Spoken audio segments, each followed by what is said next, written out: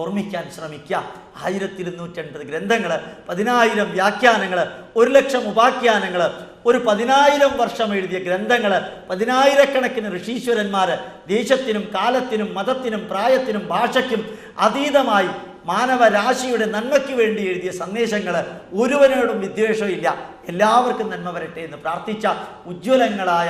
അറിവുകളുടെ, ഓരോ വ്യക്തിക്കും നിരക്കുന്ന വിധത്തിലുള്ള അറിവുകളുടെ ശാസ്ത്രവും ആത്മീയതയും സമന്വയിച്ചുകൊണ്ട് വിമർശന ബുദ്ധിയ വിശകലനം ചെയ്യാനുള്ള സ്വാതന്ത്ര്യം നൽകിക്കൊണ്ട്, പണ്ടുള്ളതും പുതിയതും ഒരുമിച്ച് ചേർക്കാൻ സ്വാതന്ത്ര്യം നൽകിക്കൊണ്ട്, ആത്മീയതയും ശാസ്ത്രവും രണ്ടും വേണം ജീവിതത്തിൽ എന്ന് ഉപദേശിച്ചുകൊണ്ട്, എവിടെയെല്ലാം നല്ലതുണ്ടോ അത് മുഴുവനും സ്വീകരിക്കാൻ ആഹ്വാനം ചെയ്തുകൊണ്ട്, മാനവരാശിക്കെല്ലാം നന്മ വരട്ടെ എന്ന് പ്രാർത്ഥിച്ചുകൊണ്ട്, ഒരാളും ദുഃഖിക്കുന്നവനായിട്ടുണ്ടാകരുത് എന്ന് പ്രാർത്ഥിച്ചുകൊണ്ട്, ബുദ്ധിയും യുക്തിയും ശാസ്ത്രവും ഉപയോഗിച്ച് വിശകലനം ചെയ്ത് എടുക്കാൻ പറ്റുന്നത് മാത്രം